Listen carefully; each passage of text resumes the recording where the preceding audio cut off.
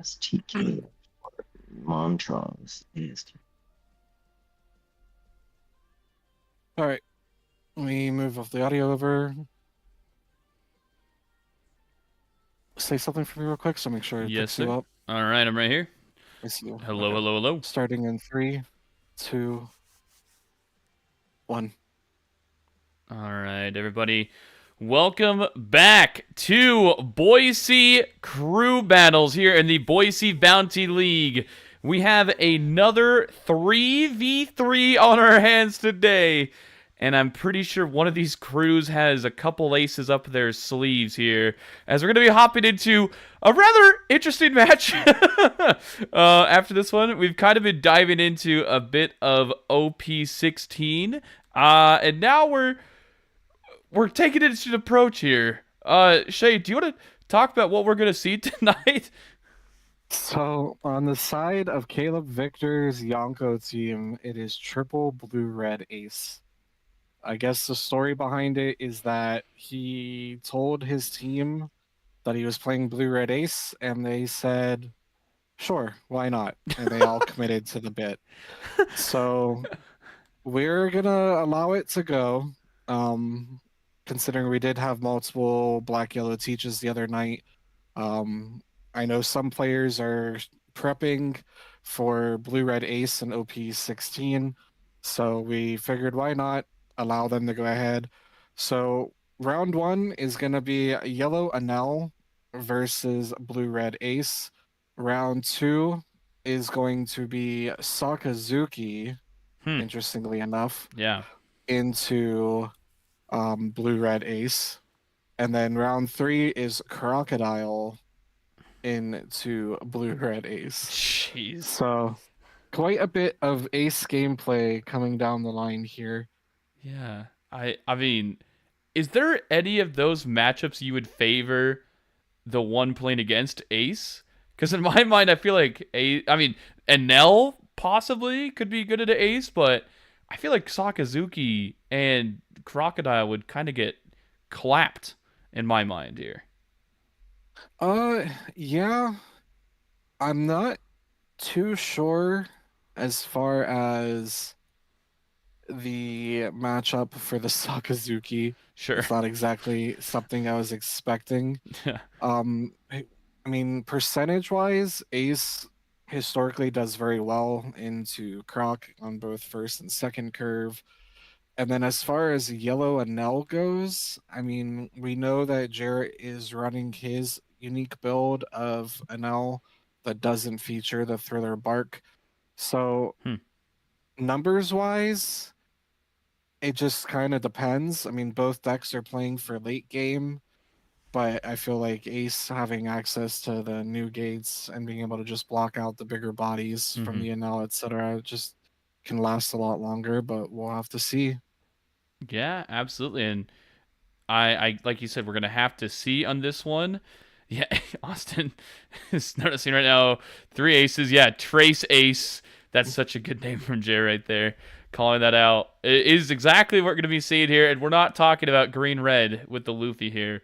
We're mentioning the OP13 demon. So we will be interested to see how exactly that turns out. Good question. None of the aces are using OP16 cards. We're straight. I think this is one of the ways to say farewell to OP15 is 3 aces, I guess. So Yeah, none of the players opted to use the development sim. I don't have the deck lists, but I'm assuming most of them did not opt to put anything from OP16 into the deck, and if they did, then we're in for a surprise. The only question mark here for me is the Sakazuki pick. Um, I'm interested.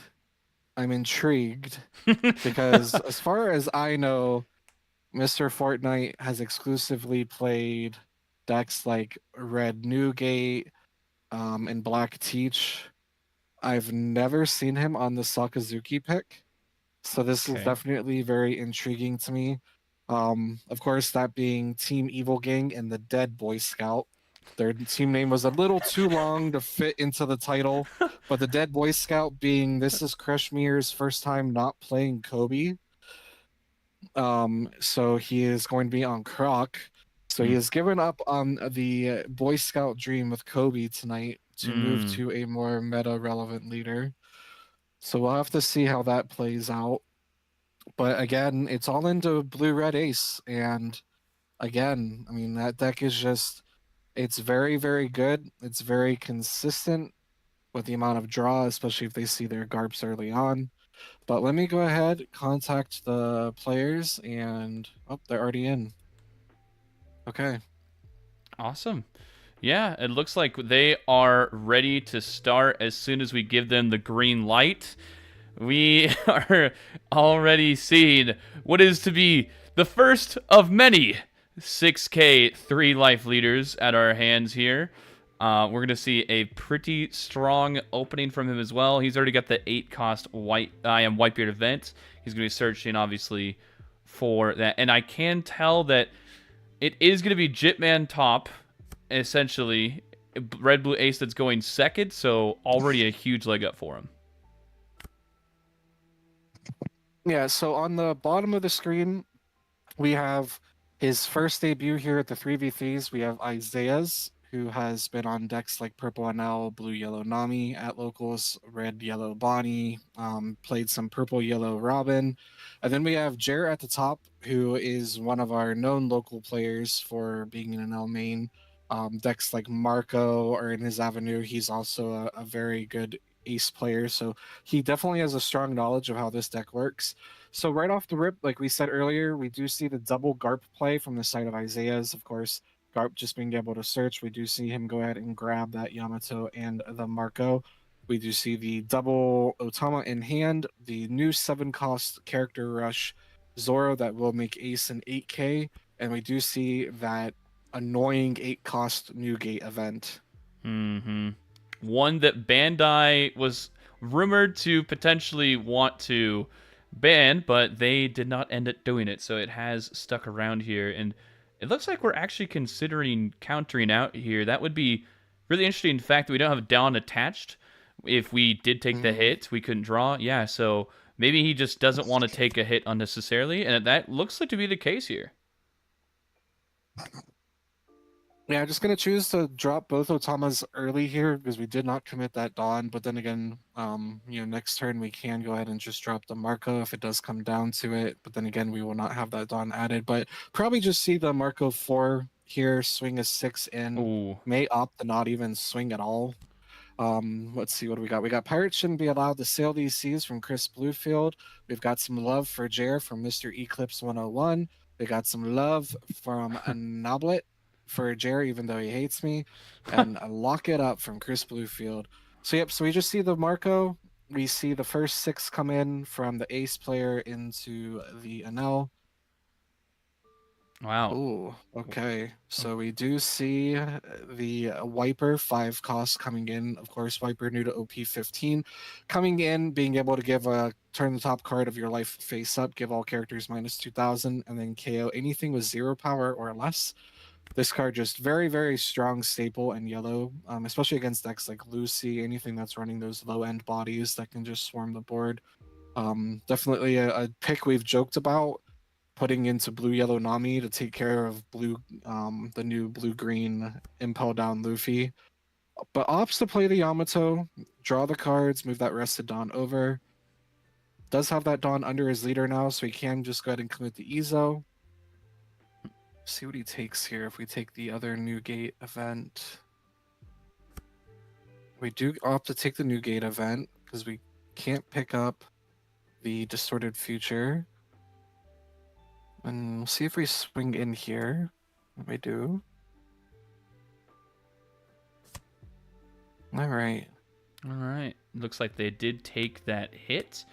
Going down to 2 life immediately. Obviously, Anel is a definite fan of going down to life early because of his leader ability. He doesn't super care about that. What do you think the over-under is on how many Whitebeards are going to be played this game in this series? I could see this game going a while. If we look up at Jer's hand, right, it's one thing. It's right. He's got Marco and Yamato on the board, but Jer's also sitting at 8 cards in hand. Oh. So this game is probably going to go the distance here. Ace is able to stall out here, get out of these hits. We can soak a hit with the Marco, draw leader ability, draw again. So we get 3 cards for the value of 1 hit. Mm-hmm. And then Anel just known for building up that hand value. So he does opt to play the new 7 cost Kuma, which does heal. And it is a burn if it does get KO'd. I'm just going to swing in 6 here to the ace. Okay. I almost wonder if you just... Okay, we're going to opt to block.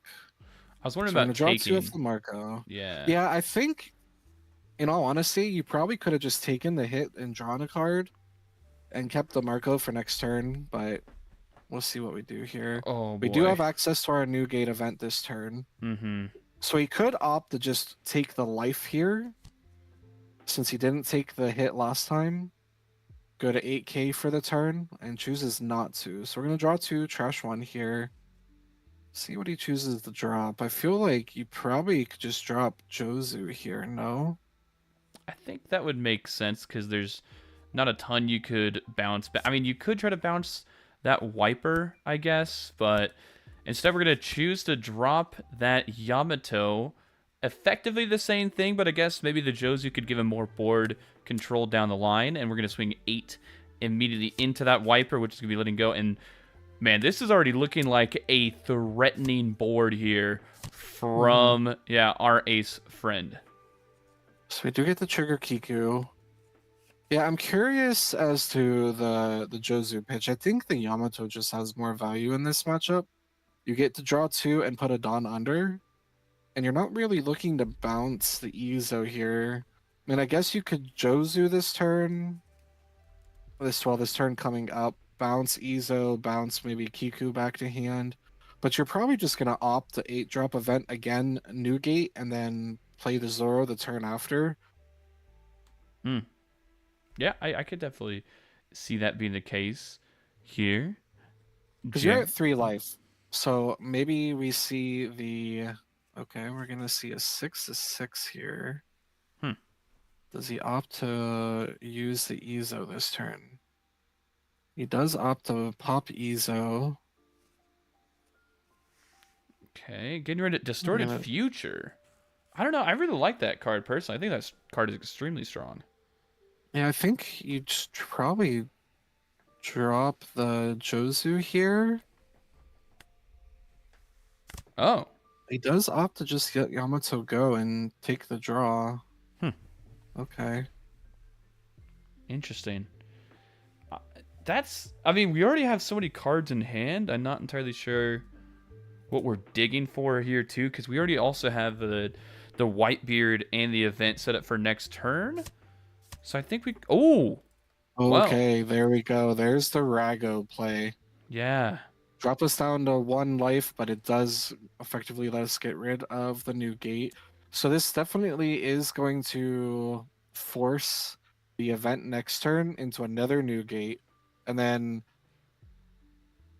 I almost wonder, because you haven't opted to take a hit yet, if you probably just go ahead and take the life next turn. He's really valuing this Jozu. Yeah. I'm not sure. We're going to see an 8. When we play that down. Yeah. If we just opt to take this. I mean, you've defended out. You probably give a 2/1 here and then new gate next turn with the event and go to 8k for the turn and just take the life. But looks like we're probably just going to... Well, he's deliberating. It's the thing with Ace, it's hard to know.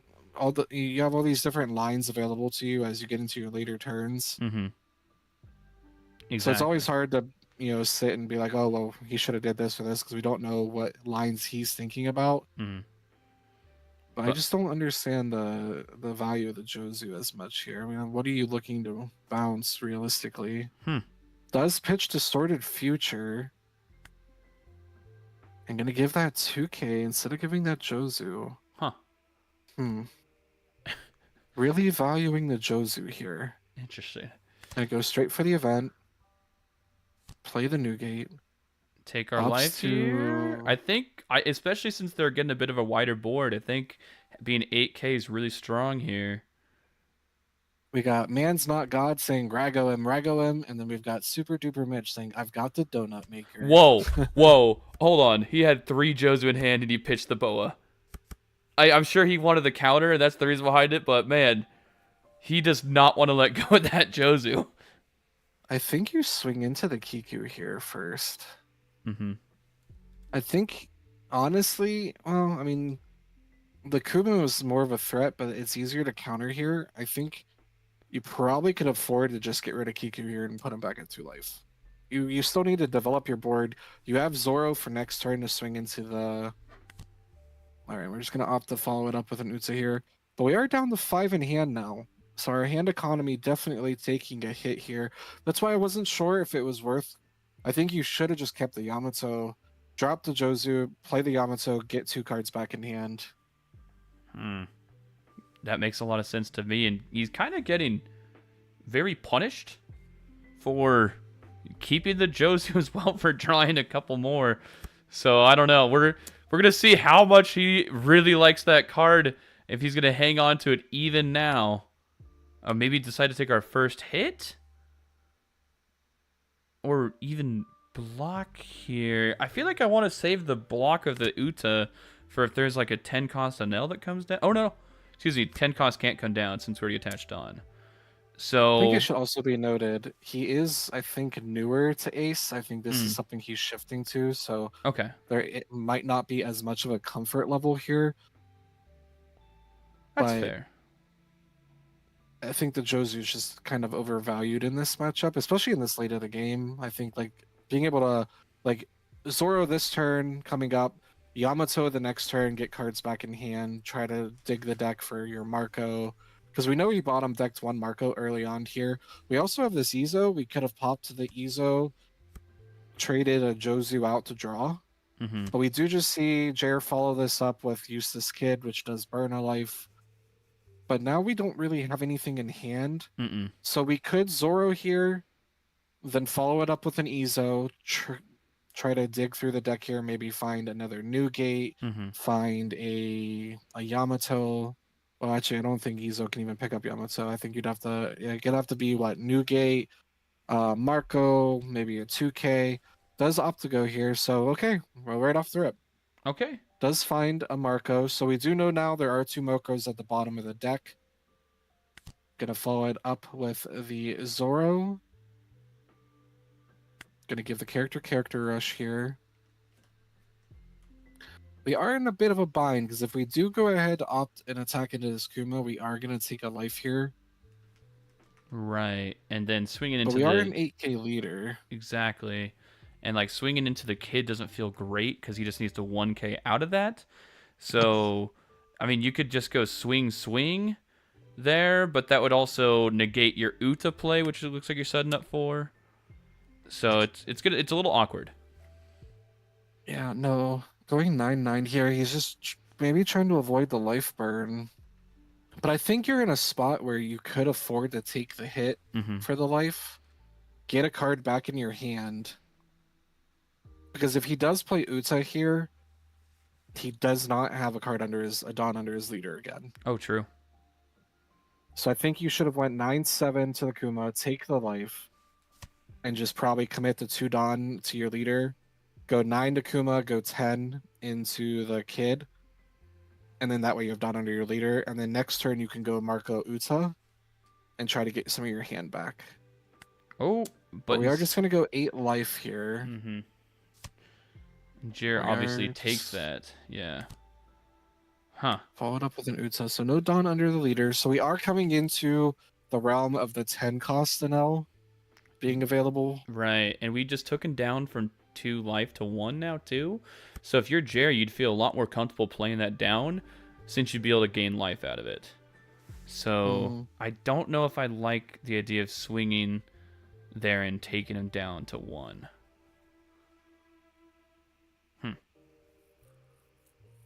But like you said, it could be a bit more experience gained with this deck. Unfortunately for him, though, Jair seems very experienced with this NL deck, and he looks very comfortable right now. Yeah, and he's again, he has a great idea of how Ace works and wants to play, having played Ace himself. So he kind of knows what the game plan here is. Because I think here, yeah, you push, trade out. You're only gonna get 2 for the block here.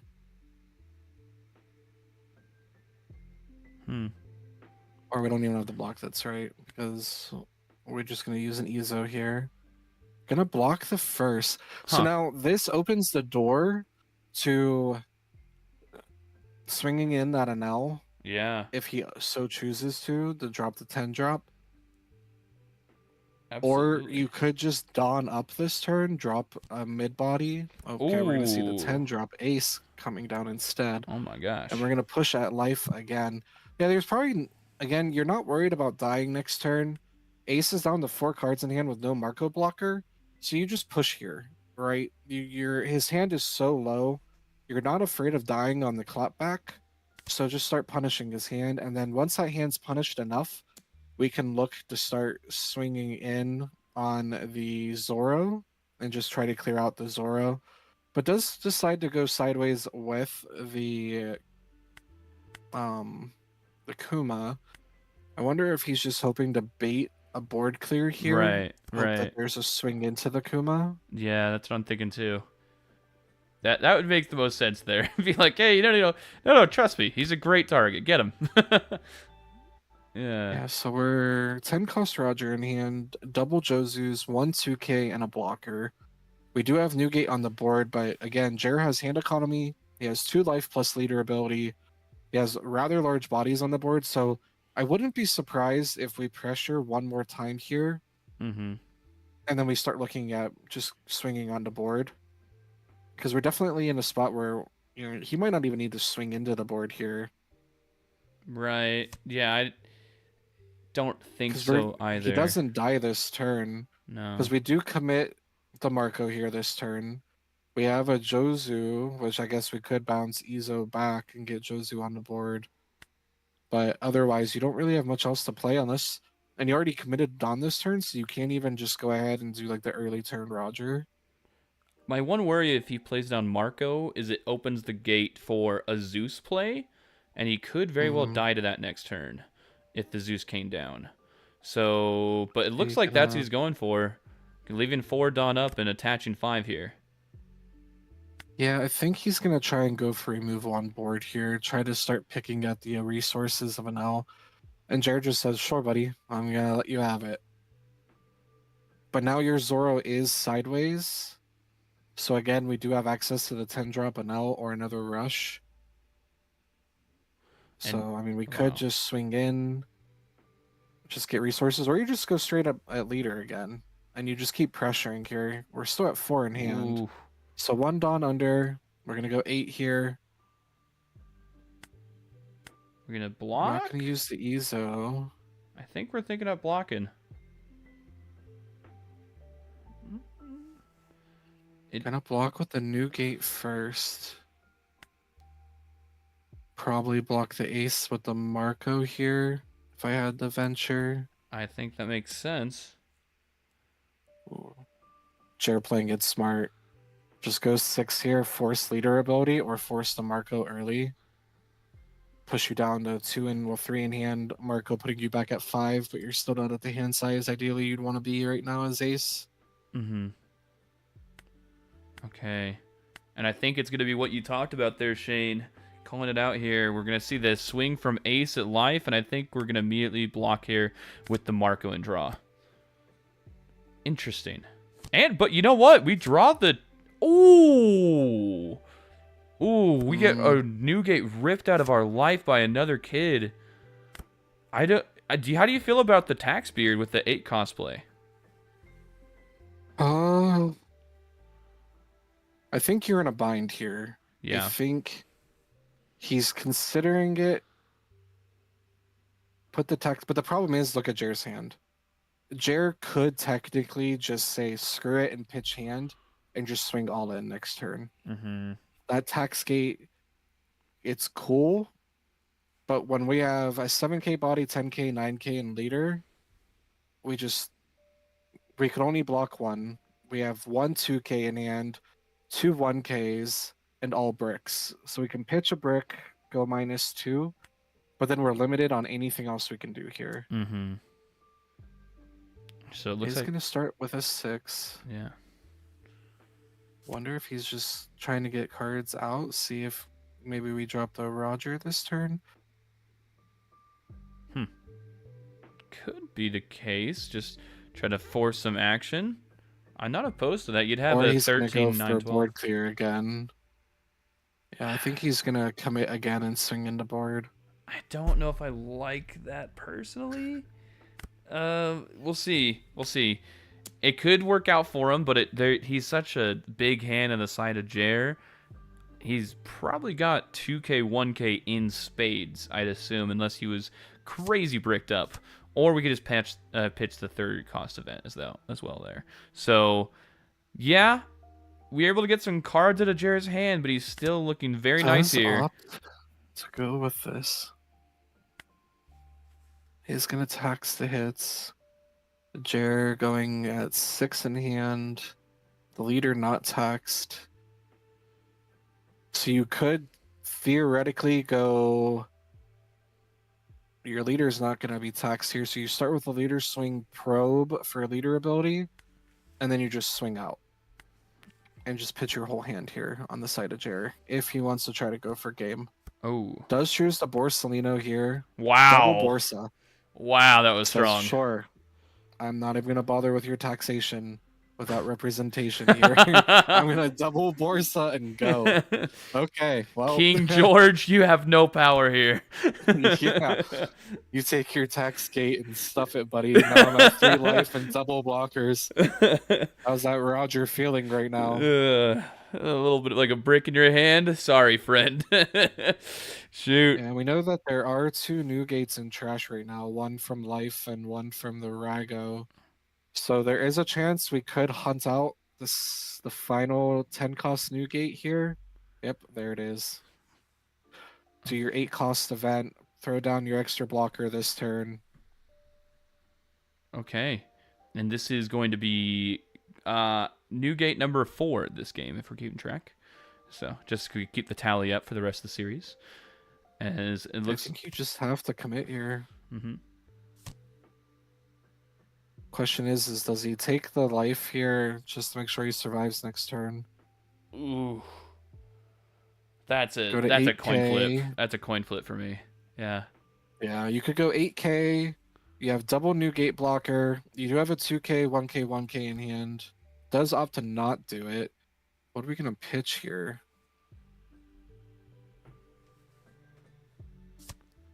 Yeah, there goes the Jozu. So two Dawn to the leader. Probably throw 2 Dawn on Zoro here. We do have the ability to swing tax gate Zoro and the leader this turn. But I mean, these are just free Borsalino blocks in all reality. 100%. Or you just take the first hit here, go to 2 life, and then just block out the next 2. Or you could even just like take 2 if you wanted to and go to 1. Yeah, true. Try not to commit your Borsas here. Mm-hmm. Yeah, I almost wonder if that's probably the play. Don't even commit the Borsas. I mean, now your opponent is sitting on 5 in hand, 2 blockers, 1 life, and you have a board full of bodies. Exactly. That's what he's Alright. going to choose to do. Because you do still have access to leader ability. So you just take this next hit, pitch a card, heal back, and then just go on your merry way. Ooh, I do think we swing the new gate here, though, just to get some bodies off board. Yeah, he's deliberating if he wants to go sideways with tax gate or not. See, yeah, so he figures if I swing it, you're just going to take the card, pitch a card, and put a card back in. So just chooses not to bother swinging it this turn. Okay. Oh, man, we got a lot of Right. Jer fans in the chat here. Yeah, we do. Oh, man. But the math here on Jer's side is really good, right? We could literally just swing our 3 main bodies first to go fish with our leader. We have more than enough Dawn. And these Borsalinos, I mean, he could swing them at 8s, requiring leader ability and a card. I mean, if we look at this, A Don Dakuma, 2 cards. 2 Don to each Borsalino. Whew. 2 more. Oh, Yeah, we're just boy. gonna start with the 10 here. That We're finally means... gonna see him pop this. We should notate, look at the time clock on Isaiah's side of the board here. Yeah. True. He's only got less than almost a minute 30 left here. And he's playing with a newer deck, so it's going to be easy to possibly make a misstep here. He's going to block the first one, which to me just shows a green light to Jared. Load up on a Dawn onto the kid here and go another 10. Yeah, you could go 10 Kid, 8 Borsa, 8 Borsa, 8 Kuma. So 2, 2, 1, 1, 4 on lead. So go 10, go 8, 8, 8, 9, 10. Whew. I mean, and that's just Oh. lethal. Yeah. That's Dunsky's all she wrote. Jared, Ooh. I got a ring and a proposal if you win this. Well, if you wing this, rather. We can't see the size. So just so your viewers know, so Isaiah's has less than, well, he's about to have less than a minute left Yeah. on the side of the blue-red ace.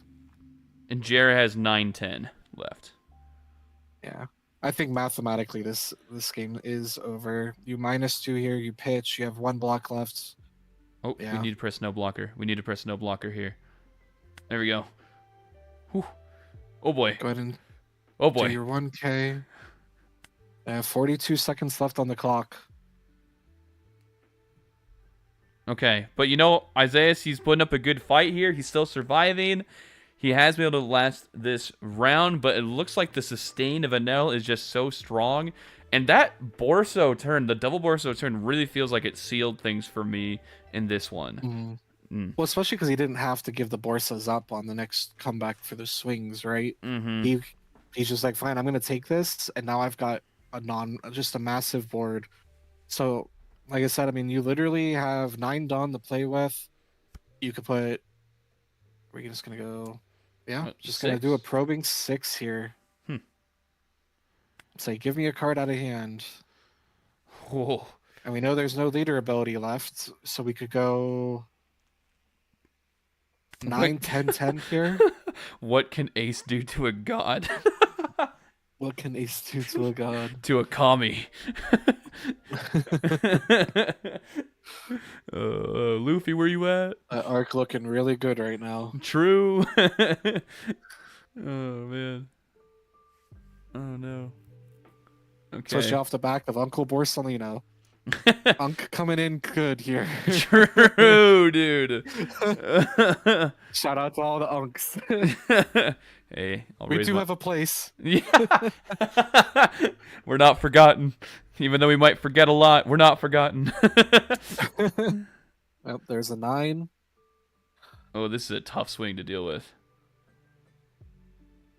Yeah, I mean, I think Isaiah's realizes it. 15 seconds left on the clock for Isaiah's.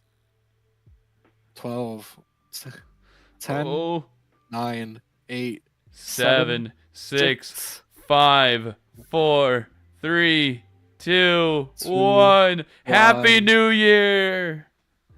All right. So game 1 going to the side of Jer with the Evil Gang and Dead Boy Scout. I think Isaiah's realizing that the time ran out here. Looking through the chat. Oh, that's unfortunate. Poor guy. All right. But I mean, at the very least, it looked like it was. Oh, GG's question mark. That's. Is it? No, I mean, it looked like it was possibly lethal on board anyway. So. Yeah, it was definitely lethal. Right. Oh, he's just not okay. Yep, the timer. Yeah. All right. Well, GG's to the side of Jer, just giving us a showcase of Enel. It's interesting. Look at there's a Salome in Jer's hand here. I didn't expect to see that card in life. And he's got the X Drake. Okay. So some unique cards on this side of Enel here. He had a flambe in there We too. get to see. Yeah. Yeah, Last Life, another brick on this side of Ace. Okay. Well, All right. I mean, he did unfortunately end up taking the loss on that one, but because he played on stream, he did play well. And he has a lot more experience to be able to learn from, to go back and be able to check that out and get back into the ring next time. And to be honest, Alrighty. to be fair to him, he did play that deck on a bit. So, you know. Yeah, I think they're all three trying to learn the. Well, I mean, Caleb definitely had said, he was shifting to blue red. I know Isaiah's was too. It's surprising to see Z main on it, considering the last time I saw him, he was on purple red Roger. But we do have him versus Mr. Fortnite next. So I'm going to throw it to a quick break here, and we're going to go ahead and go get the next set of players ready, and we'll be right back.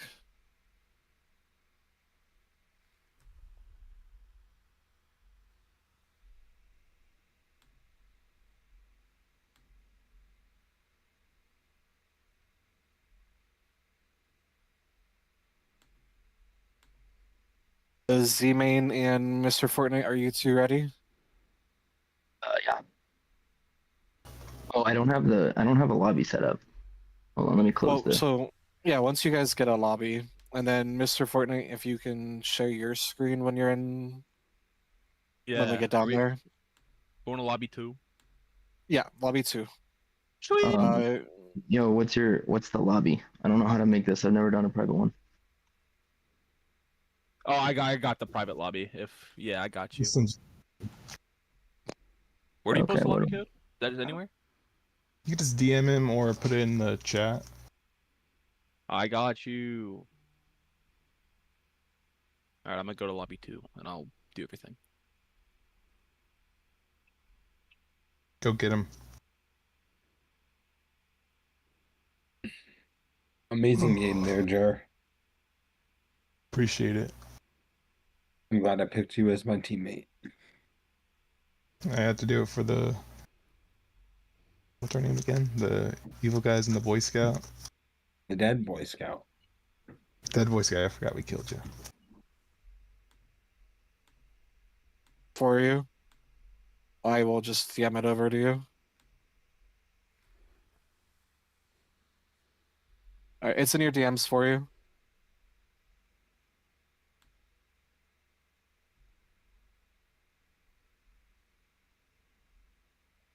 Okay. Let's give them a minute here to load in. For sure. Are we live? No, not yet. Okay. But by the way, I think you're crushing cast right now, man. I think you're doing a Oh, fantastic job. thank you. I mean, you definitely bring in more energy, man. Oh. Yeah. Appreciate it. All right. There they are. Alrighty. Welcome back to Crew Battles number 13, round 2. Round 1, we did see Jer with Yellow and L take down Blue Red Ace. This time around, we have an interesting matchup. We have another Blue Red Ace from our first timer Z main facing off against Blue Black Sakazuki. What do you think about that Wow. one, Soup, dude? Dude. What do I think about that one? I didn't realize we were playing expanded. That's what I think about that one. No, that is crazy. I have played against this in the OP14 format, like, I want to say once or twice on ladder before. And frankly, it does surprise you sometimes with how much removal happens, right? Like, you're able to minus a lot of cost, and that Brook that we just trashed is able to get some good removal going. But you could definitely tell it feels like you're trying to pick up the pieces of a relic and put it together. It does Yeah. feel old. I mean, just looking at his hand, right? We have the 8 cost Jinbei, Ground Death, Kobe, Kujaku, and T-Bone. T-Bone. And is that Izuka there? It's a yes. Yes, it is. I think we saw Ryan, or excuse me, that played in Buggy before as well, with him and his Soga King. Yeah, I mean, like Rowan's pointing out in the chat, I guess technically, yeah, your leader does pitch a card. So you can give the Jinbei rush. So if you can get to that late game and have the availability, and plus, I mean, Jinbei not to be slept on, right? I mean, I run it in in Blue Rebecca, right? Your 10 Dawn turn, you play Jinbei for 8, pitch 2 Dawn, well, rest 2, active Dawn, draw 2, bounce a 7 cost back, use leader ability, give it rush. Just insane value on 10 Dawn. Mhm. Question is how long can you survive on 10 Dawn as Sakazuki against Ace? Great question. I do think that a thing going for us though, if we're still learning the deck of Ace, just like our previous teammate before us on Ace, if we're learning a deck, one thing that throws a wrench in that plan too is playing a deck that we're probably unfamiliar with in Sakazuki. So you might be having to juggle too many plates at the same time that could come True. crashing down around you. So he did opt to take the first hit this time around, right? So we were able to draw a card. So I'm interested. I'm surprised to see sword package cards in Sokka. Okay. Hmm. So definitely seeing a more unique take on Ace with the chopper. Yeah. Huh. I'm gonna have to make sure to let the players know that while we're doing OP16, it doesn't mean that we're doing block 1. Oh. Yeah. That's okay.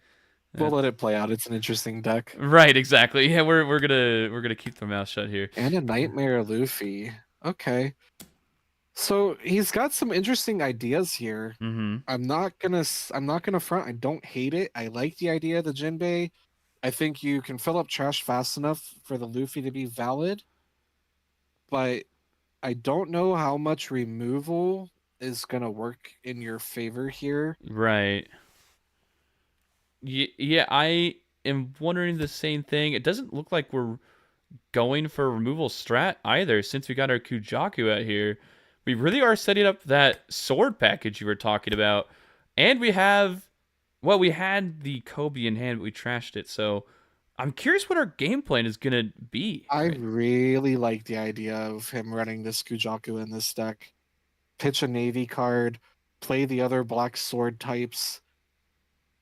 I really like the deck build that he went for here. Yeah. This is super unique. And oh, unfortunate. It's hard to remove Kobe's stuff by power removal since it gets a plus. But one thing you can do is bounce it. And we are going to see the Atmos send it back to hand. And an 8 at 5 swing here. We're already down to 2 life here, Sakazuki.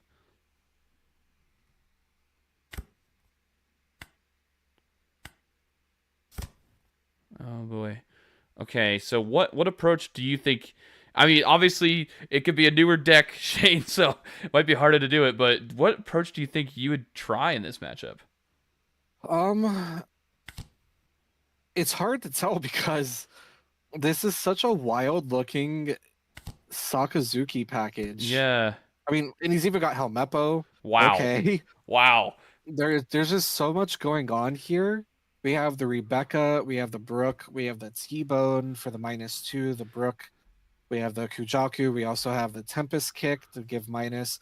So if he can get his trash filled up here, these early game cards, I mean, there's definitely room here where he's going to be able to start removing certain things.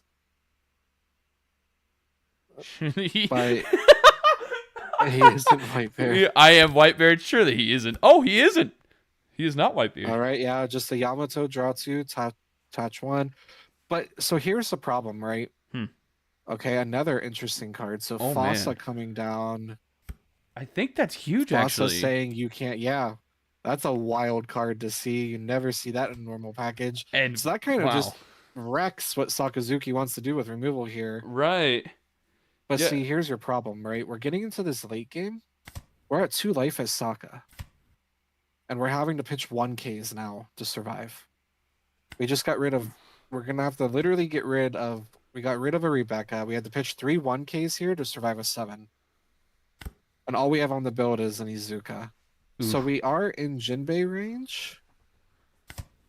So we're going to do a search here. All we can grab is the Helmeppo. We're going to opt to play... Are we going to have Helmeppo here? Are we going to Helmeppo into our I do Kobe? have... I almost wonder if it would have been better you 8-cost Jinbei here, pitch and rush, and then do Jinbei again next turn and just establish 2 large bodies.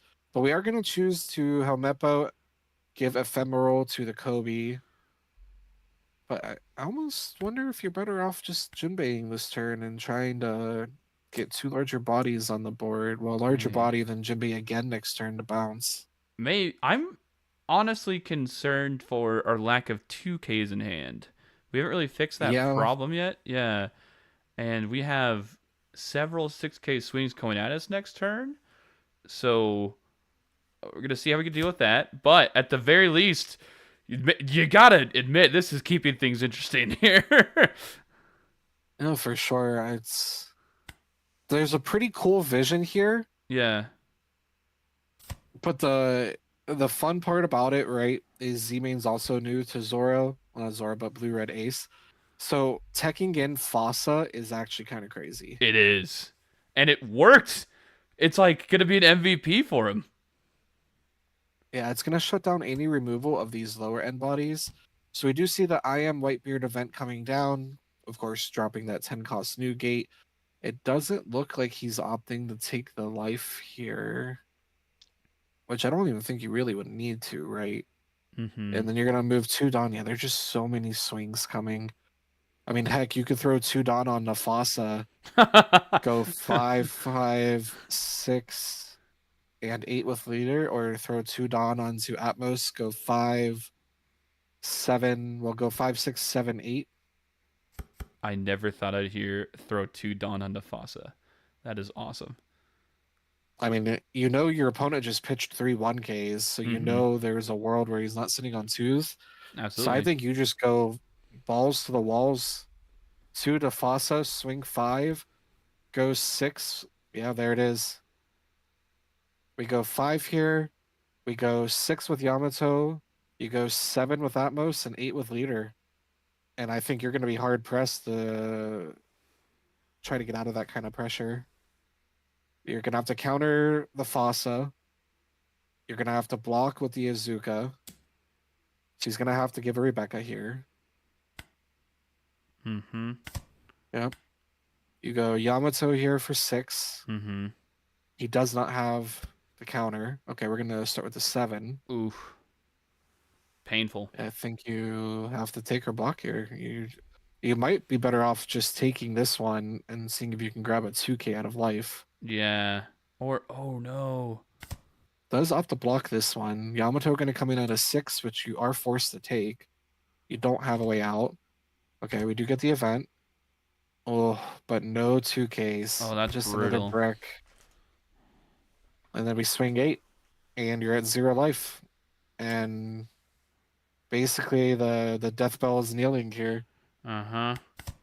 It is going off, and unless we can find some crazy Sokka Exodia play to remove that new gate, I think that we're going to be headed into a game 3 tied up 1-1 here, with the first time here in the 3v3 crew battles, Z-Man with the ace is probably going to end up with the victor here.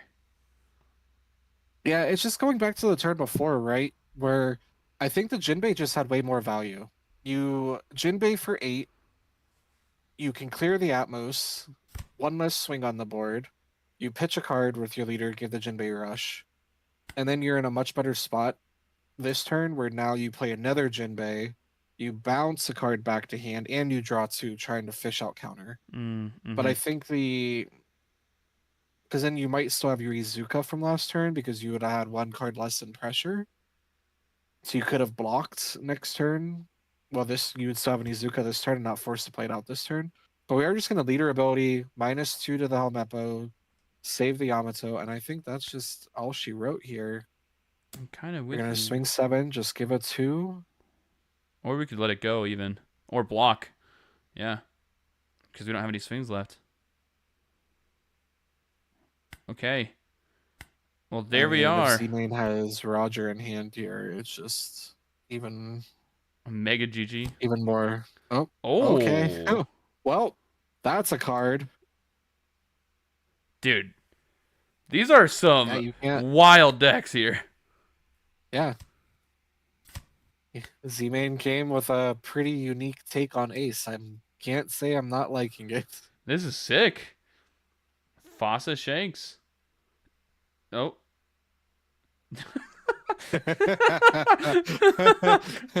Dude, my captain's gonna beat me.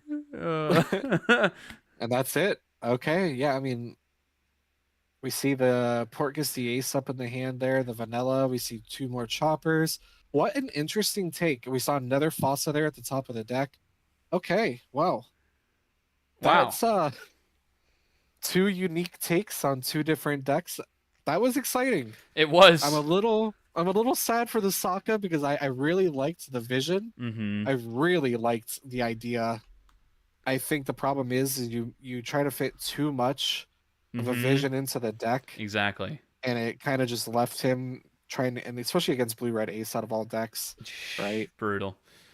Yeah, I mean, I Okay. want to put on my tinfoil straw hat for a second. I wonder, have you ever tried to cook so hard, you put so much good stuff in there conceptually, and you look at your deck and realize there's no 2Ks? Have you ever done that before? Because I'd done that before when I Yeah. was starting. I wonder if that's could be the case, or we just didn't draw them. No, it's definitely. I think when you deck build, it definitely like there's just so much there, right? So like Mhm. fun story, right? So OP 13, I homebrewed Missa's Yellow Bonnie list. Huh. And it was a pure homebrew, right? Then she wins locals. And then annoyingly enough, we lend it to Austin. And what does he do but top 64 in a freaking treasure cup Wait, with a homebrew Yellow what? Bonnie? Yeah, he came over, No. he borrowed the deck, and then annoyingly enough, in typical Austin fashion, takes it and just dominates Crazy. in a treasure cup with it. Ran into a bunch of emus, and I'm like, brother, I knew I should have just played the Yellow Bonnie. So like home cooks can be a lot of fun, Mhm. but again, sometimes it's overwhelming because you have a vision. And like you said, it's like you look at the side of Z main, right? Like there was a vision, we had the choppers, we had a Fossa, we had a couple of vanilla cards we weren't expecting. We saw the Atmos, which we don't see normally ran anymore. But on the side of Sokka, like Sokka has the potential because you have all these different toolkits. We have access to OP 15 sword, we have access to the Jinbei, you have access to the prior black cards. But all of that coming together, your leader ability, pitching, drawing, right? You're trying to stack the trash, but we didn't see 2Ks. We saw 1 T-bone, Mhm. and then we're stuck. So Yeah. we're gonna have to see if what the final brings, because it will be Crocodile versus Ace. Ooh. Again, historically, this is a very good matchup on the side of Ace if we're looking at the statistics. Right. But again, this is a fresh player learning Ace. But Caleb also very, very good player, right? Yeah. He's participated in larger events. He's done very well at locals with off-meta decks like Kaido and King. He's played Mhm. Jinbei. He's played Emu. So he's a variety player with very good fundamentals, very good strength in deck. And then on the side of Crash, he is a Kobe lover, right? So from when he started to where he is now, he's done very well on Kobe. He's definitely snuck some wins in on Kobe. So, but this is also Crocodile, right? Mhm. So I know that he does practice here and there with his friend group. So we'll have to see how this goes. If maybe he's more comfortable on Croc than Caleb will be on Ace. Hmm. But Could be. we will have to Yeah. get them in here and get them ready. If So I let me c- go ahead and DM oh. them. if I could give myself a quick moment to brag, I actually took Crocodile this last week into a Chinoy's Cup, and I played against 3 different aces with Crocodile, and I went 3-0 actually against the aces. Okay. So Heck yeah. yeah, so I have had to play this matchup a lot. I actually had not won until I beat 3 in the Chinoy's Cup. I do believe from the Croc standpoint, a lot of it is going to have to be spamming miss all Sundays at the beginning so you can get a bunch of 8 and 6K swings out as much as you possibly can. And then at one point, at a crucial point, dropping Nightmare Luffy and baiting out Newgate so it can block so you can patchworks it and bring them down with Croc. There's kind of a bit of a science to it, and we'll see if you can make that happen or not. Alrighty. I'm trying to tap into the stream here, but I don't see anything. Let me try again. I'm not seeing anything Um, either. Stream Can we? is not showing this. Sorry, bear with us here, chat. Trying to get this stream corrected. They've posted the lobby code about 4 minutes ago. But yeah, chat, thank you guys so much for tuning in. And it is always a good time when the game 3 matters. So, who is going to be taking things down here? Will it be evil geniuses and Deepest Sect? Or will it be dead... Hold on. Excuse me. Dead Boy Scouts? Dead Boy Scouts? Am I right about that one? Okay. So it's Evil Gang and Dead Boy Scout Thank versus you. Luffy's Extra Food. Thank you. Okay. Right. So, and it looks like I can preview things a little bit, but I'm not able to watch the stream just yet. Oh, but I can, not on Caleb's side, but on the other side of things. All right, yeah, we're just gonna use crushes here. Yeah. It looks like. I'll let Caleb know we are using. So.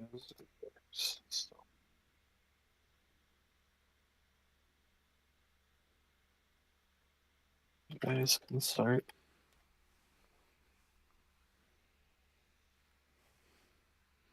All right, chat. Sorry about that. All right, so right off the rip, we do see 3 games in a row. Ezo coming down, and then on the side of Croc, we did get that Miss Valentine. That is Valentine, right? Yes. Yeah, you got it. Okay. Yeah. Hey, you're the resident Croc specialist here, so. Oh, you're good. You're good. We're definitely going to be wanting to basically fill up our trash. Definitely play disappointed, see what we can get, and we want to grab that Miss All Sunday for sure to play that on 7. That's going to be very crucial to being able to rush down this ace, and that is what they're going to grab. I'm liking this a lot. They're going to get an early 7K swing here as well. Frankly, if So we do didn't... you normally yeah. swing in, or do you just hold off? I'm sorry. Oh, or you're do you good. just hold and deny them an extra card this turn? Sometimes I'll actually even swing 8 because at the beginning, if I can, because it just getting even like 1 chip against ace is massive. Just because they're able to wall up so strongly down the line if they become 8K leads when we go wide. Mhm. So just being able to even get an initial wow, we're disappointed with that Wow, trash. That Yeah. is. Oh, that is interesting. No kidding. Okay, so we see Caleb just saying heck no with the Jozu. Gives the Jozu early, does draw into an Uta off the Garp. We are going to play another Garp. Man, the Garp just being such a fundamentally strong searcher in the color of red for these hybrid decks. Mhm. Does opt to grab. Okay, so this is 2 times in a row now. We've seen that 5-cost vanilla 2K ace in both of these ace builds, diverging from what we know from the normal ace build. So I would assume this turn is probably your Bond Clay turn, right? You don't really want to bother with the blocker this turn, but does opt to play the blocker instead. I think he's trying to get back his Croc, if I were to guess, to try to play conservatively there. But I do like going more aggressive, like you're saying. I like that a lot, and especially we want the Bond Clay in trash so that Miss All Sunday can bring it out next turn. So I think KOing is pretty important. Did he leader? I don't think he leader ability this turn. So wouldn't you leader ability get rid of the Valentine just to get more cards in trash? I think that would also be a good call. Yeah. Yeah. So it's okay. Maybe we're A little bit of discomfort coming out on that side, but that's okay.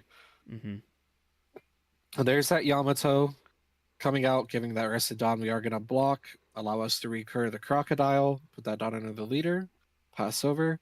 Okay, so I mean, like, we're not in a bad spot. We're at 4 life.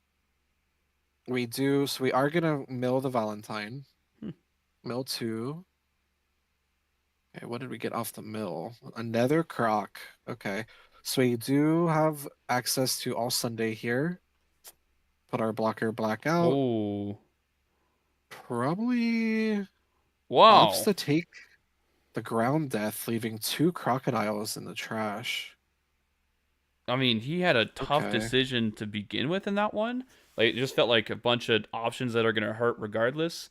I personally, like I said, I like spamming Miss All Sunday, so I probably would have grabbed her in this. But we can also block and get one of them back. Oh, but I think we Oh, I accidentally. think he misclicked here. Yeah. Oh, All he's- right, so I mean, we can block one of these, and we can just recur. So, is he going to grab the croc? Okay, so we do have the chains ready for the croc. We do see a follow up with the boa here. Okay, so all three. So far, it looks like all three of our ace players have had boa in their builds. Mm-hmm. Yeah, I noticed it recently at the regionals. That's a attack against a Nell. Yeah. Yeah, and it seems to be pretty good there. On stream, there was a guy who actually beat Enel with Ace because of the boa. He bowed like 3 straight turns. Mm. Yeah. So we're gonna do leader ability here. Pop the croc. Chooses to not mill this time. Gonna go ahead and freeze out. Okay, well we do see the Nightmare Luffy, but are we enough in trash for that Luffy to start having an impact? We can chain a croc next turn, but we did choose to not mill though. Yeah. I would have also liked So we're us gonna to attach the Dawn to swing 6, because I don't think holding up a Dawn does a ton for us here, honestly. yeah. So the question, so I mean, I don't think his trash is. I'm curious why we choose not to mill, because you are prepping for the Luffy. So we're gonna choose not to block here. Well, we can't block regardless. We're gonna pitch. Get rid of a Bond Clay. We're gonna go 8 to 9. Swinging on a 5. We do have the access to the. So he does decide to value that early ground death here. Okay. All right. So we are at 10 Dawn. Yeah. I do want to chain. Oh, I don't want to. I want to make one thing clear. One thing I really like about Croc, since it's not linear in how you play it, there's a lot of different ways you can learn how to play it. So even though he's doing it differently than how I would, it's still. I'm liking seeing his different options of what he's going for. So the patchwork there, though, is it? I almost wonder: are you better off just swinging the 5 into the Garp here, and then saving your patchwork? Because I mean, I know you can. Because I guess you can. You're gonna croc here. Mm-hmm. You're gonna leader ability, and then hopefully maybe swing that 6 in with the leader and not pass, hoping to maybe find a ground death. But I wonder if it was worth not having your patchwork this turn. Next turn rather. I think I would have really liked the patchwork, like you're saying, because you could have baited the Newgate in with like a 6K swing here, and then potentially patchworked it, and you kind of get yourself back in the game with that play. So I think you just attach here and swing. You're gonna get blocked no matter what. Mm-hmm. Here. Oh. Okay, I think.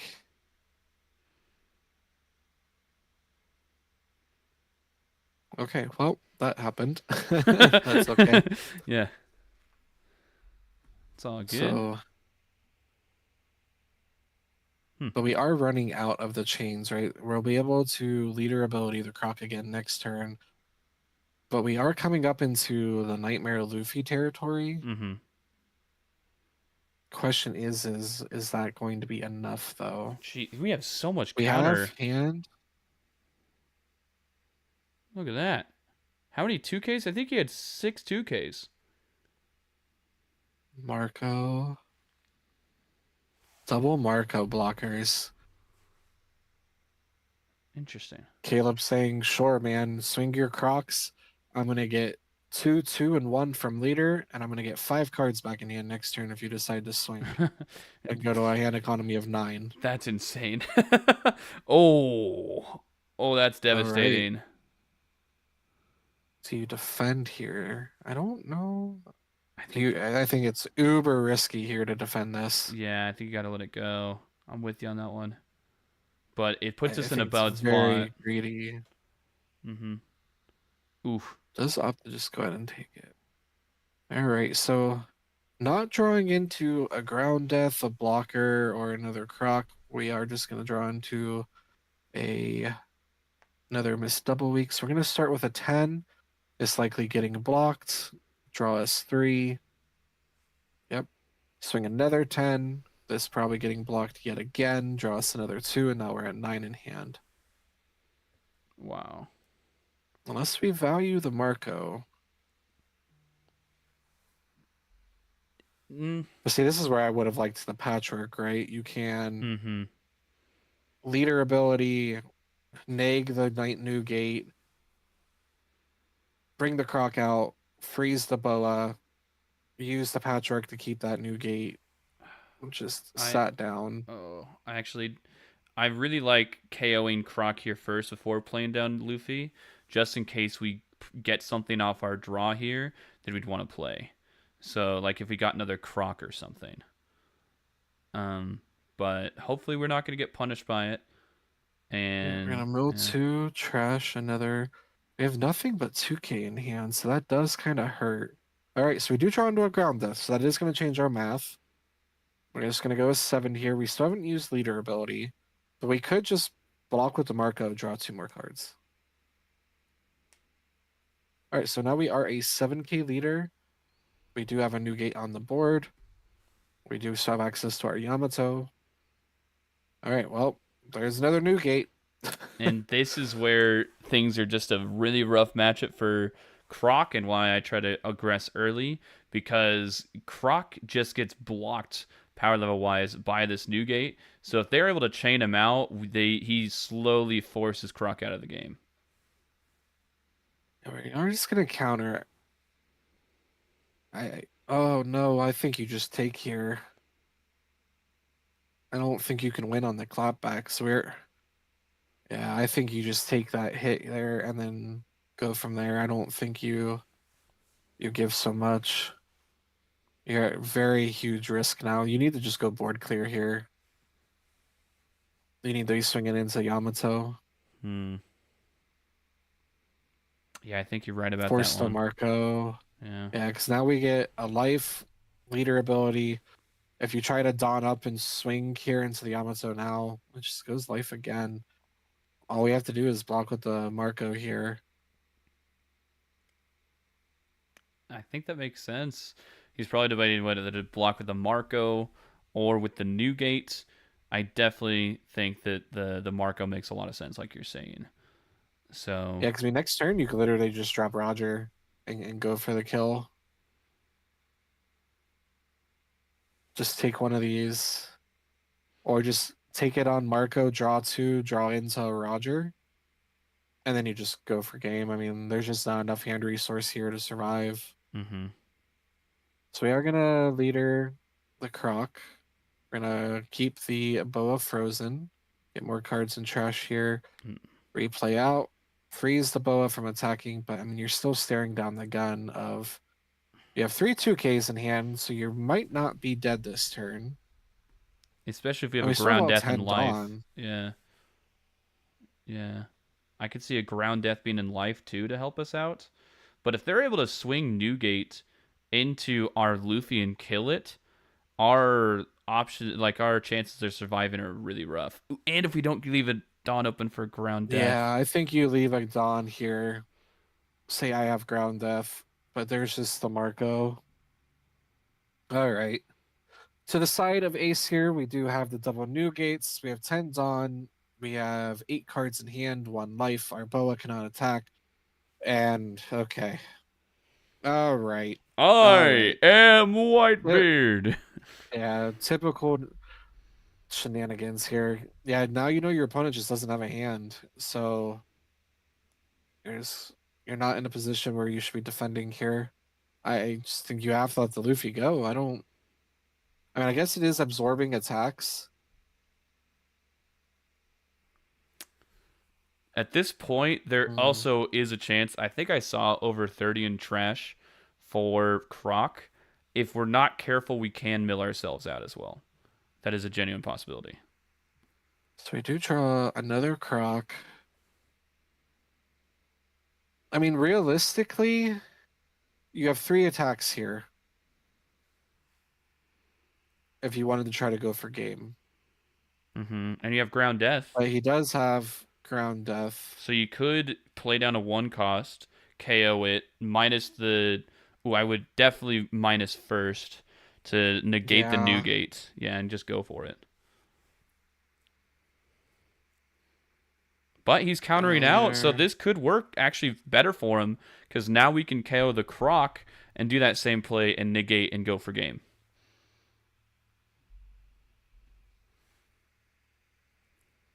Question is he experienced enough to see this line?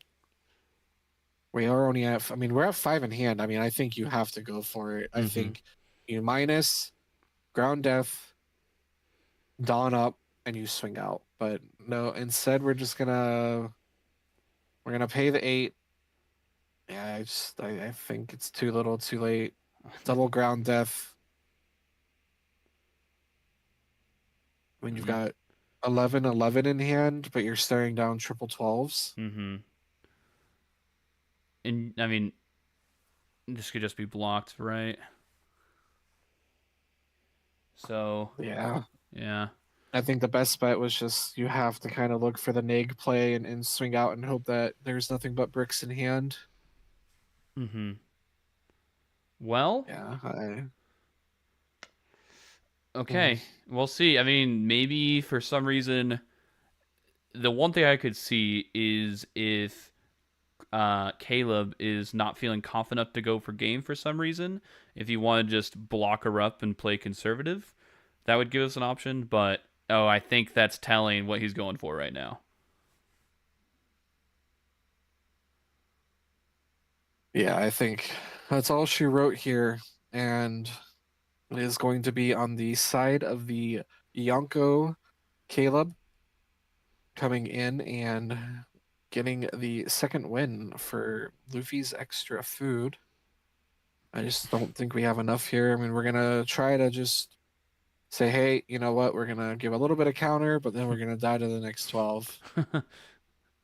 I'd type in chat to pass right now. A real man would pass. Yeah, there's the 12. GG's. All right. Okay. And there we go. There we have it. The Yonko is defending his throne.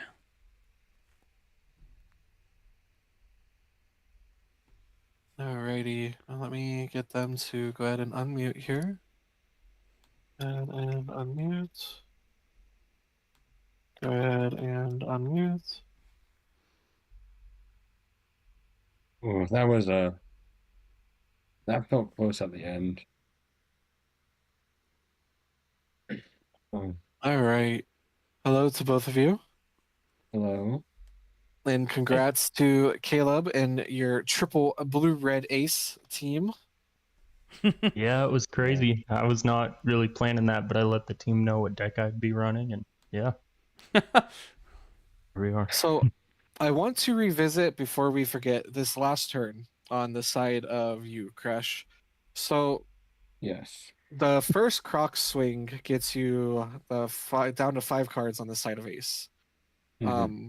So the question is was there a path where you use your 1 cost to neg the cost of the new gate down, and then use your ground death to nullify it, and then just don your leader and the other Croc and try to swing in for game, knowing that you just die on the clapback? I wasn't thinking that far ahead, Okay. and I was hoping for at least the Croc draw to get me another event card. Hoping he wouldn't expect 3. Okay, no, that makes sense. Yeah, I mean it was a kind of a high roll game. I'm not gonna front. I mean, triple new gates. I was on the receiving end of that on Sunday when I literally played in Toronto. He saw 3 new gates. I red rocked all 3, and then he still had the 4th. Wow. So Ace just doing Ace things. Yeah. It was cool because we did see 3 different iterations of the Ace deck. The first one a little bit more standard. Of course, Z-Main's definitely coming in with a unique take on the deck. And then, of course, we saw that 2K Portgas in there as well, the vanilla. And then on the side of Kreshmir's team, of course, we saw the Enel with some unique cards making up for the rotation 1 blocks. Then we saw the wild Sakazuki, and let me tell you, I'm sad. That deck looked like there was a dream and a hope, and it just couldn't get there. But it was fun to cast. What are your thoughts on your matchup, Caleb, and how your teammates did? Yeah, I thought they did pretty well. Especially for everyone being really new to Ace in general. Actually, I handed over Mitch Zime, and I handed him my my deck list. So we were running the same exact list, like card for card.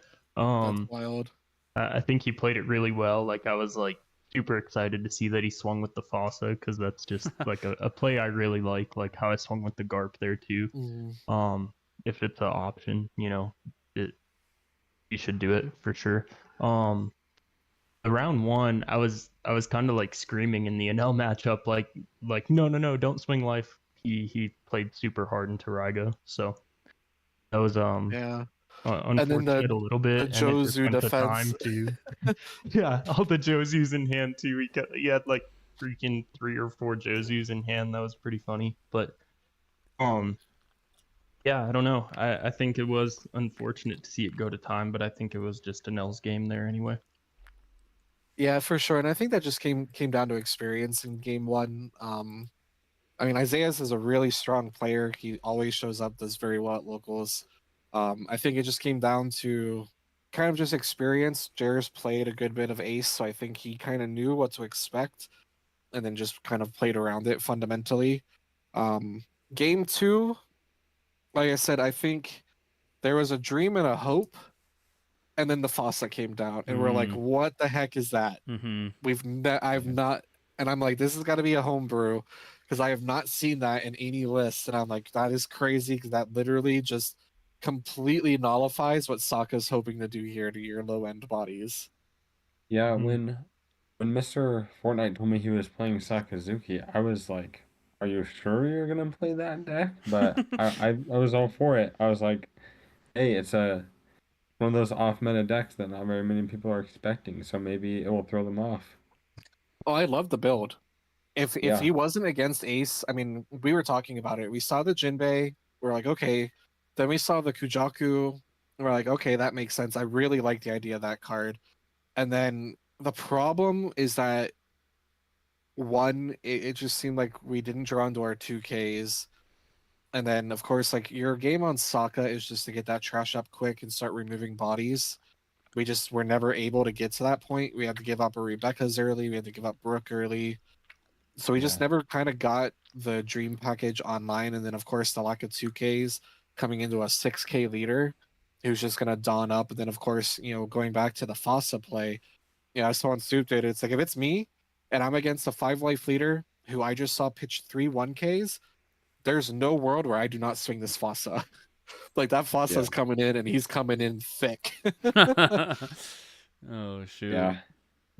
That The Fossa too, that card is so good into matchups like Enel or even Nami these days are running Rygo, and it specifies KO protection, so it's only on KO. So it's really, really good on that 10 Dawn turn. You can go the event, play out your 10 Beard, and then play out Fossa with your leftover 2 Dawn to really save your 10 Beard from a Rygo. It does clear the Fossa, I guess, so he's just fodder, but saving your 10 Beard for 2 Dawn is really, really nice. So he's kind of like a Leo in that way for Lucy. But also, I'm thinking that I guess that would also work against El Thor. Is that what you mean against Enel? So I actually threw the Fossa in mainly for the Lucy matchup. Because I saw, they have answers for 10 Beard every time with their Fire Fist, I think it is, to KO it. And they can't really answer 2 characters in one turn very well, so it's a really good way to keep the 10 drop on the board for 1 turn. Cool. Sweet. How did it feel piloting a deck that you're not comfortable on? We talked about it before you guys started. You're a variety player known locally for playing all kinds of different things. Were there any type of nerves coming into tonight, like playing a deck that you don't have as much experience on, especially kind of going with your own like kind of homebrewed list? Honestly, not a lot. No, I've been running it a lot on the ranked sim. Mhm. It's been like my go-to deck for grinding on the sim. So, Okay. yeah, play it probably every day. I work from home, so I'm hanging out at home, working, calling people, and playing Ace on the side. So, yeah, locals though, King will stay a menace as long as he can. Huh. Okay. And Yeah, then I Super, just did you haven't. have any? Oh, sorry, Crush. Oh, I just haven't played much Croc in a while. As you know, I've been back on Kobe ever since he got his support. Yeah. So Well, and we I've mentioned just that heard too, that. is that we Yeah. knew you were newer to Croc, so it was like, okay, we got basically it almost seemed like everybody but Jer was on something they were new to. So it kind of made it fun to see you guys working out the logic. We were going back and forth, and then Soup Dude here is our residential Croc player. So, he was talking me through plays like what he would do because I don't play the deck. You know what I mean? I've watched enough of the deck because Yeah. I watch Chinoy's every week, but I don't play the decks. There's definitely lines where he was saying he would do something. I'm like, oh, okay, no, that makes sense. I mean, it's also you got dealt a rough hand going against Ace. This is might be its worst matchup. It's definitely in the conversation because when you reach that end game like you saw, Newgate's just wall you out. And even though you got a bunch of Yeah. Crocs that can stun stuff, he's gonna be able to come out on top there. So you got it's one you gotta it takes some work. So you got dealt a rough hand there too.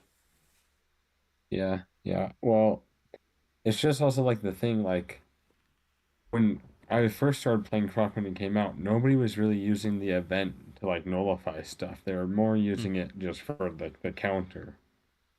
Mm-hmm. Yeah, I mean But that. it's Yeah. hard to remember it can nullify the blocker there. That makes sense. Also, you wouldn't actually think of it because it says it's required to be a 5 or less, and you can make that happen. So I get you. No, it takes some practice there for sure. I guess like last question for y'all here would be what decks are y'all considering running in OP16? I'm really looking forward to Purple Sengoku. It looks like a lot of fun. Me and Cloudberries have talked about it a whole lot at locals, and it just looks like such a fun deck, like a purple emu. Yeah. Yeah, my head's in the same spot, dude. I'm super excited to play Wow. Sengoku. Wait. Sengoku's looking like a ton of fun. I'm in the call with a I'll bunch of probably mess with Sengoku Ace a little people. What the heck? That's crazy. So on the fun side, I'm gonna cope Sengoku, but I'm a big Chinoy's and Skipaz fan, and recently Skipaz has talked about the validity of purple, yellow, rosy this coming Oh. meta. He's going to play it in the European regional coming up in Warsaw because the only deck it struggles into right now is Penel. And he's refusing, he's not showing his list to the chat, right? I mean, the guy is just a monster. But he spoke very highly of the deck in the 16 format, and I could definitely see where it's coming from. So I'm very interested to see what he reveals. And then, of course, May 30th is a Japanese flagship regional that they're going to stream on YouTube. It's the first flagship we've had in a couple months, and it is going to be OP16 legal. So Ooh. bet me, I'm going to be up at 2 o'clock in the morning, Friday night and Saturday night, watching everything, trying to catch OP16 deck builds, see how the Japanese players are, what we're looking at. I wouldn't be surprised. We're going to probably see a lot of the Nami. We're going to see the Penel, but I want to see, besides Yuji, Luffy, how they build things. But of course, I mean, we still have, other decks that are in contention. So Rosie's on my radar right now. I've always liked the deck. I just don't own the promos. So it's on the radar, but Sengoku for sure is going to be a fun pick. I showcased it on Saturday during that 3v3. Of course, I did misplay, so that didn't help, but then Missa misplayed. So we kind of just misplayed off of each other, but the deck is fun. The build that I brought Saturday, I very much liked.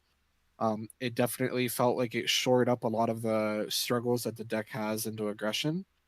But Sengoku looks like it's a lot of fun. We've showcased blue green Luffy a couple times now. We've seen the new buggy with the bounce system.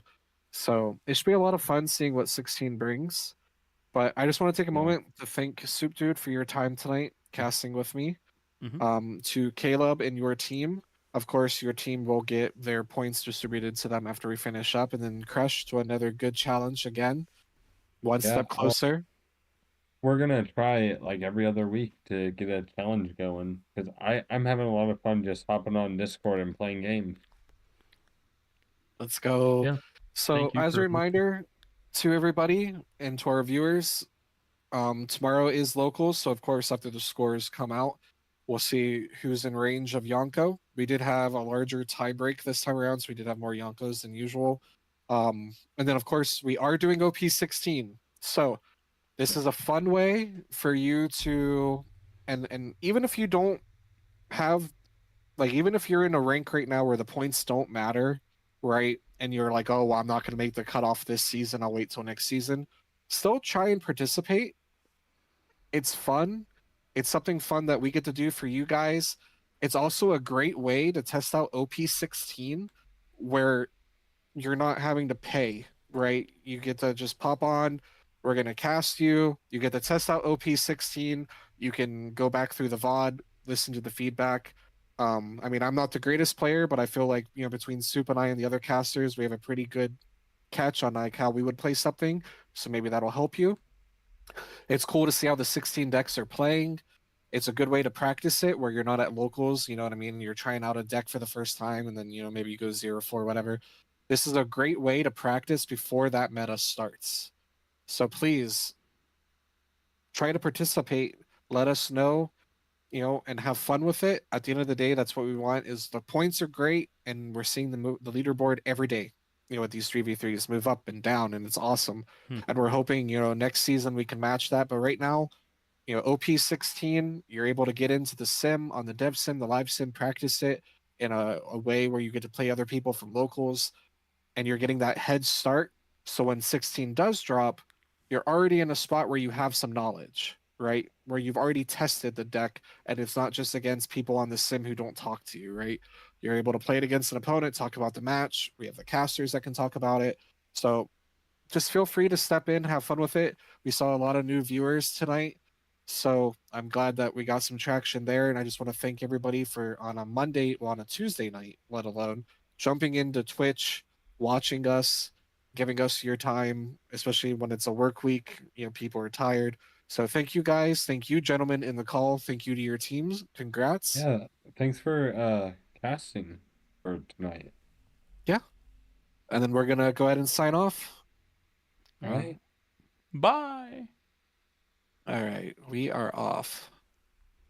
GG's, guys. Thank you so much. GG's. GG's. It was so rough. Okay. I was hoping I could put it out there at the end, but